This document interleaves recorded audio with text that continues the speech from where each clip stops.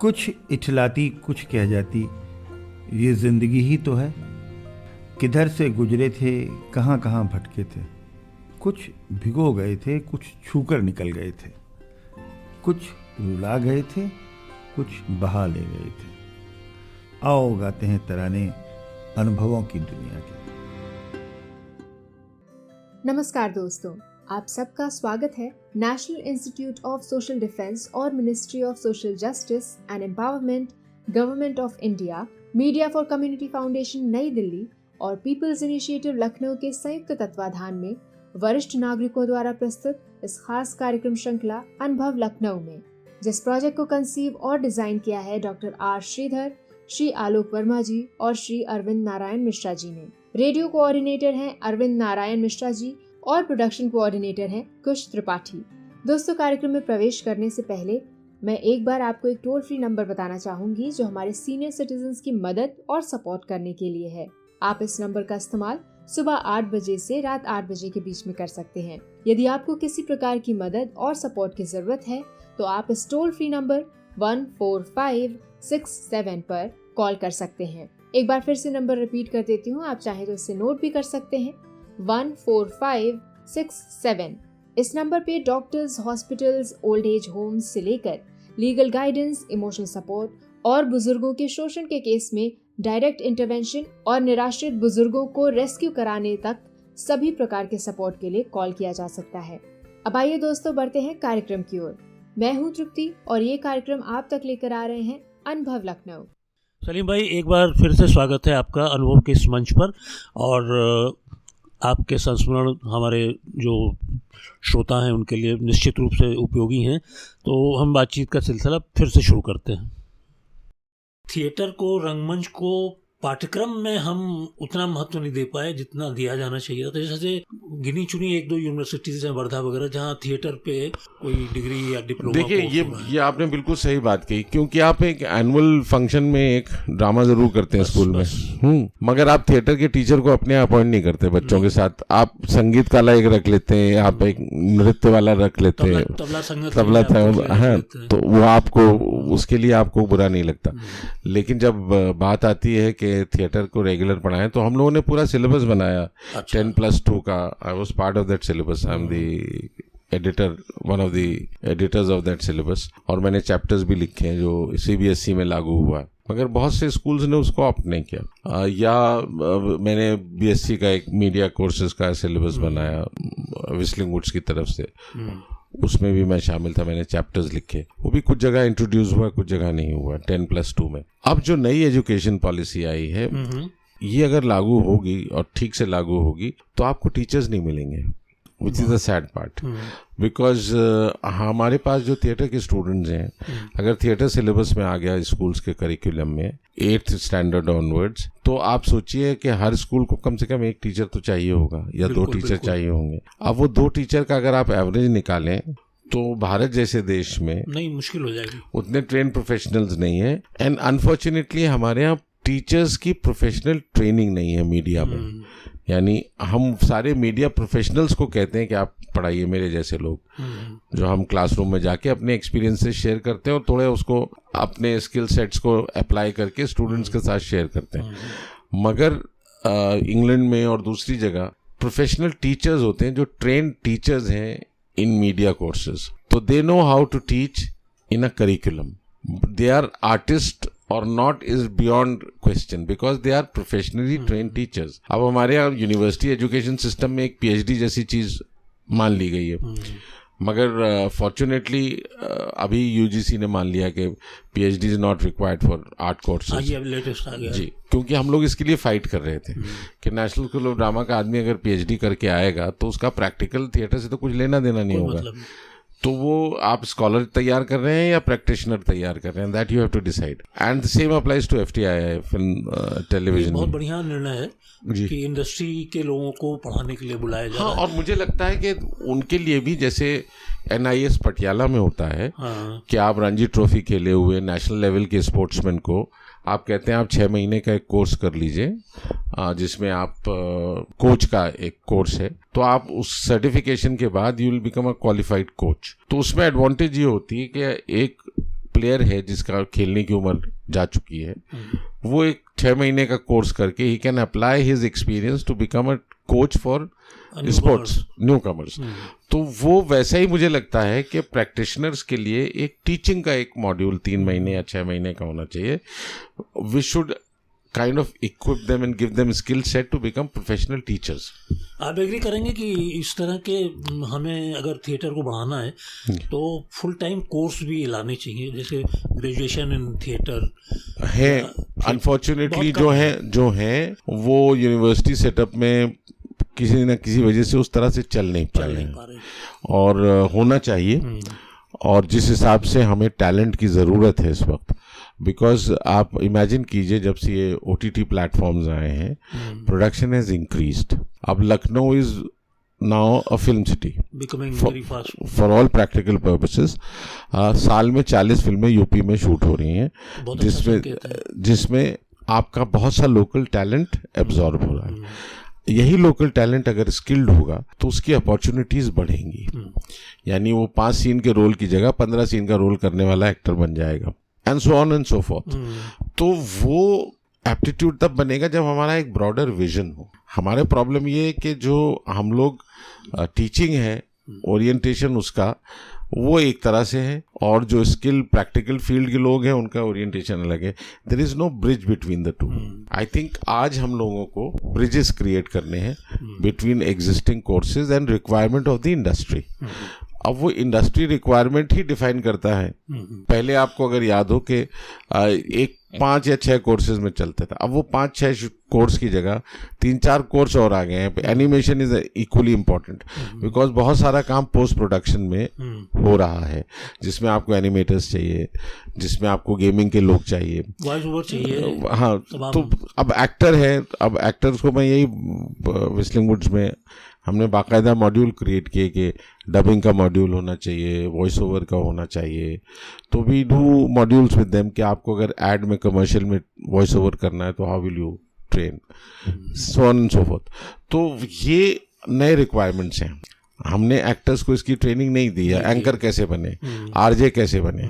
आपकी आवाज़ अच्छी है, you have the potential of becoming an RJ, explore that, अगर मिलता है व्हाई नॉट। तो ये ऑप्शंस अब बहुत बढ़ गए हैं। लेकिन इनका ट्रेनिंग का जितना जिस स्तर की प्रोविजन होना चाहिए वो भी अनफॉर्चुनेटली बहुत कम कोर्सेज हैं, बहुत कम। देखिए, मुझे ऐसा लगता है कि इसको 3 tiered प्रोग्रामिंग होनी चाहिए। एक स्कूल लेवल पर तो होती ही है। अब स्कूल लेवल में से जिनका ओरिएंटेशन बन गया है, एप्टीट्यूड बन गया है, उनको ग्रेजुएशन लेवल पर लाना चाहिए। बिल्कुल ठीक है। और ग्रेजुएशन लेवल के बाद फिर ऑप्शंस बन जाते हैं। मिसाल के तौर पर मैं अगर मोटी सी बात करूं तो आपके पास आर्ट एडमिनिस्ट्रेटर्स की ज़रूरत है देश में। बिल्कुल है। बहुत सारी संगीत नाटक एकेडमीज़ हैं, उसके सेक्रेटरीज हैं, बहुत सारे आर्ट एडमिनिस्ट्रेटर्स हैं जो प्रोग्राम ऑफिसर्स हैं जो बनते हैं, बहुत सारे लोग हैं जो टेलीविज़न में एक ज़माने में मुझे याद है पेक्स जो आप भी रहे। तो अब प्रोग्राम एग्जीक्यूटिव की स्टेज कहाँ से आएगी? तो उसकी सेंसिबिलिटी क्या होगी, उसके रिक्वायरमेंट क्या होंगे? तो फिर आप ग्रेजुएशन लेवल के बाद you can Orient certain minds towards that जिनका आपको एप्टीट्यूड लगता है। तो आपको उसी कोर्स में से art administrator, actor, musician, singer निकलने चाहिए। After you have done it should be like a pyramid.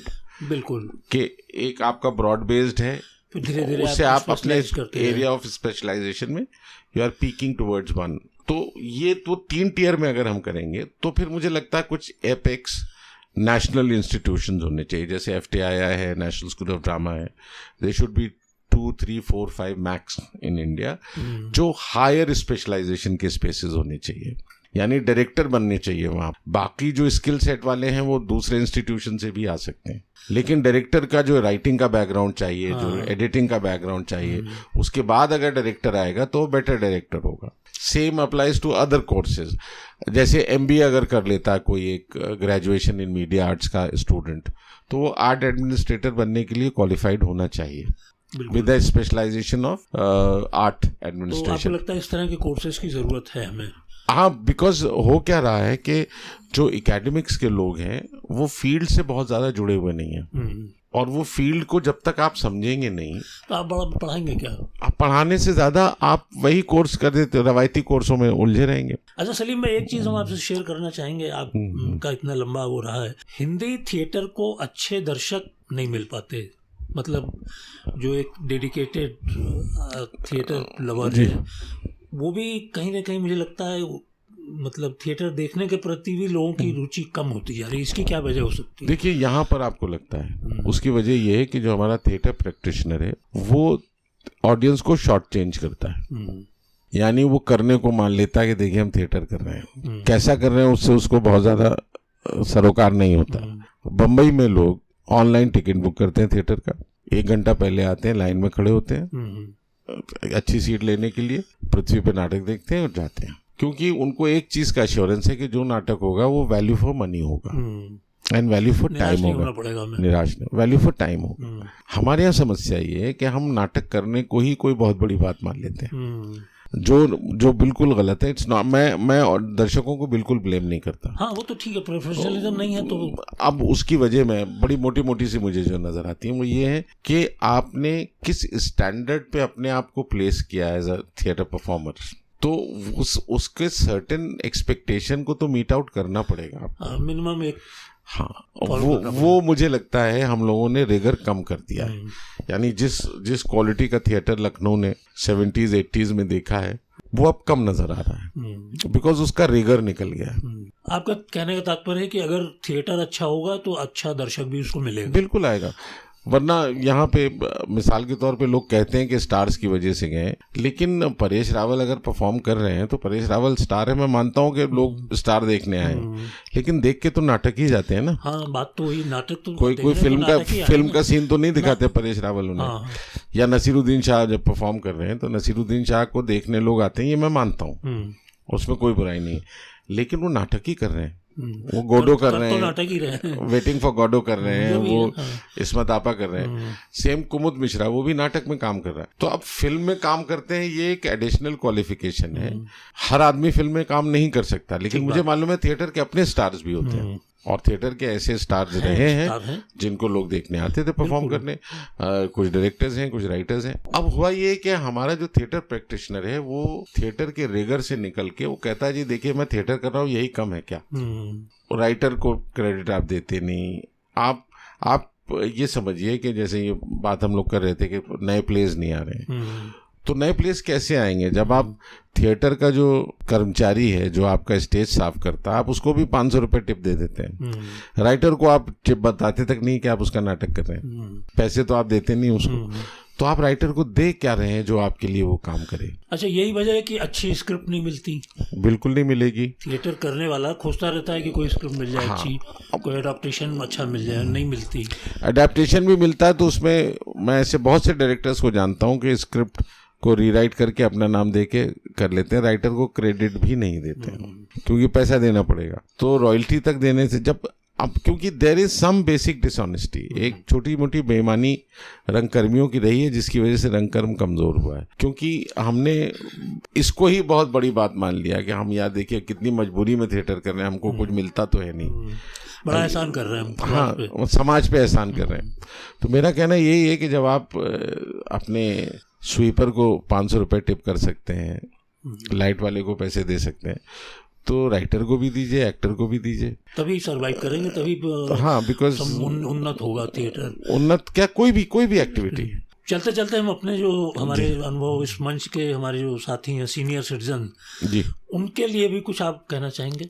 सबसे बड़ी बात ये कि आज जो मुझे अच्छी बात लगती है वो ये कि मैं सीनियर सिटीजन्स को इंक्रीजिंगली यंगर पाता जा रहा हूँ, which is a very welcome change. Because of the awareness and awareness plus they are more conscious about their health, they are more conscious about their lifestyle, they are more conscious about several other things. और उसकी बड़ी advantage ये है कि उससे एक हमारे, क्योंकि फाइनली अगर सोशल स्ट्रक्चर सरवाइव करना है तो सोशल स्ट्रक्चर सरवाइव करेगा सीनियर सिटीजन्स के थ्रू। मेरे नज़दीक दो ही चीज़ें हैं, मैं किसी भी मुल्क में अगर जाइए आप तो मैं वहाँ पर दो चीज़ों से मुझे पता चलता है वो देश कितना डेवलप्ड है, वो है लोगों का एटीट्यूड बच्चों और बूढ़ों की तरफ। वाह बहुत अच्छी बात है। अगर आप मिसाल के तौर पर मुंबई मुझे इसलिए नहीं पसंद है कि वहाँ आप जिस दिन नॉन प्रोडक्टिव हुए उस दिन उस शहर पे लाइबिलिटी हो जाते हैं और आपको बुजुर्गों को वहाँ धक्के खाने पड़ते हैं। वो शहर ओल्ड एज फ्रेंडली नहीं है for whatever reason, which is a very sad thing. Because US में डेवलप्ड कंट्रीज में आप जब जाते हैं तो वहाँ सबसे अच्छी बात आपको ये लगती है कि एक 80 साल का बुजुर्ग जिसके घुटने भी नी रिप्लेसमेंट भी हो चुके हैं, नहीं रिप्लेसमेंट हो चुके हैं, 4 स्टेंट पड़े हुए हैं, खुद कार ड्राइव करके 80 किलोमीटर आया आपसे मिलने, and he is jovial and he is looking after his health. क्योंकि वहाँ सोशल सिस्टम हेल्थ का इतना अच्छा है कि people don't have to think before getting themselves. तो वहाँ ये लाइफस्टाइल का हिस्सा है कि health is taken care of by the society. हमारे यहाँ इंक्रीजिंगली जो सोसाइटी की रिस्पॉन्सिबिलिटी गवर्नमेंट की एक लेवल पर थी, हेल्थ और एजुकेशन की, दोनों को हमने प्राइवेट सेक्टर को आउटसोर्स करना शुरू कर दिया। I think that is the worst thing that can happen to a senior citizen in this country, that for treatment he has to run into bad hospitals. जो कोविड सेकेंड वेव में आपने देखा, first wave में देखा, senior citizens के साथ कितनी ज्यादती हुई है, और उससे आपको एहसास होता है कि जो समाज का रवैया सीनियर सिटीजन्स की तरफ है वो कोई बहुत एजुकेटेड समाज का नहीं है। आई एम सॉरी टू से, चेंज की गुंजाइश है और उसके लिए हमें पूरे प्रयास करने चाहिए, कॉन्सेंट्रेटेड। बिकॉज मुझे बिल्कुल लगता है जब मैं देखता हूँ बुजुर्गों की तरफ लोगों का रवैया सड़कों पे, तो मुझे लगता है कि कहीं ना कहीं हम उस कंज्यूमर सोसाइटी का हिस्सा बनते जा रहे हैं जहां नॉन प्रोडक्टिव लोगों को हम अपने लिए लाइबिलिटी मानते हैं, जबकि है उल्टा। उनके अनुभव से हम फायदा उठाएं जी, और उनको हमें गाइड करने का मौका बिल्कुल दें। बिल्कुल सही कह रहे हैं। और हमारे यहाँ देखिए दूसरी बड़ी चीज़ है, भारत में हम लोग इस एक सोशल स्ट्रक्चर में अगर आज भी सरवाइव करते हैं तो उसमें सीनियर सिटीजन्स का बहुत बड़ा रोल रहा है हमारी जॉइंट फैमिलीज में। और जॉइंट फैमिलीज में कैसे रहा है कि एक बाइंडिंग फोर्स आपके घर में मौजूद है, दादी दादा काका ताऊ चाहे चाचा, तो बच्चे कब पल के बड़े हो जाते थे पता नहीं चलता। उनको संस्कार यही लोग देते थे। बिल्कुल। अब मैं 3-3 महीने 4-4 महीने अपनी चची के साथ रह जाता था, माँ मेरी यहाँ, मैं अपने गाँव में उनके पास हूँ। कब मैंने नहाया, कब मैंने खाना खाया, मेरी माँ को नहीं पता, मुझे अब याद भी नहीं कि मेरे कपड़े कौन धोता था, चची धोती होंगी। तो अब जब ये हमारा समाज का स्ट्रक्चर है तो उस समाज के स्ट्रक्चर को हम विघटित होते देख रहे हैं। तो अगर फैमिली का न्यूक्लियस बचेगा तो सीनियर सिटीजन से ही बचेगा। बिल्कुल ठीक बात आपने कही। अगर फैमिली का न्यूक्लियस टूटेगा तो आपका सोशल स्ट्रक्चर टूटेगा। बिल्कुल, बहुत अच्छी बात। मोटे तौर पे हम लोग कंक्लूड ये करें, बुजुर्गों को सम्मान दिया जाना चाहिए और बुजुर्ग हमारे समाज की थाती हैं, इस बात को समझना चाहिए। Because of all these reason they should also take good care of their health. Yes, health and also mind, because health mind से ही जोड़ लीजिए। मुझे ये लगता है कि जो बुजुर्ग जो कर सकता है उसको करे। आप अपने संस्मरण ही लिख लीजिए, जिसमें आपको मन लगे वो करिए। हॉबी कोई पाल लीजिए, गार्डनिंग करिए, लिखना पढ़ना करिए, पढ़िए लिखिए, देखिए अच्छे एंड क्या है, अच्छे माहौल में रहेंगे तो अच्छे विचार आएंगे। ये सौभाग्य से इस समय जो तकनीकी तौर पे इतने सपोर्ट आपको मिल रहे हैं, ऑनलाइन मीडिया है, सोशल मीडिया है, यूट्यूब वगैरह, तो बहुत कुछ करने की गुंजाइश है। हाँ, अब देखिए दुनिया छोटी हो गई है, आप ऑनलाइन बैठ के कहीं भी बात कर सकते हैं। बहुत अच्छा लगा सलीम भाई आपको अपने बीच पाकर, और उम्मीद करेंगे हम लोग आगे फिर कभी इसी मंच पे गुफ्तगू करें। आप पधारे, आपको बहुत बहुत धन्यवाद। बहुत बहुत शुक्रिया, बहुत शुक्रिया। दोस्तों, फिलहाल वक्त हो चुका है आपसे विदा लेने का, और चलते चलते आपको एक बार फिर से अपने वरिष्ठ नागरिकों की सहायता और सपोर्ट के लिए जो Elder line toll free number है वो बताना चाहूंगी, 14567। इस नंबर पर आप सुबह 8 बजे से रात 8 बजे तक कॉल कर सकते हैं और किसी भी प्रकार की सहायता आपको यहाँ पर प्रदान की जाएगी। अगली बार फिर लौटेंगे ऐसे ही किसी खास शख्स की प्रेरणादायक जीवन यात्रा की कहानियां लेकर। तब तक के लिए स्वस्थ रहिए, खुश रहिए। मैं तृप्ति लेती हूँ आपसे इजाजत। नमस्कार।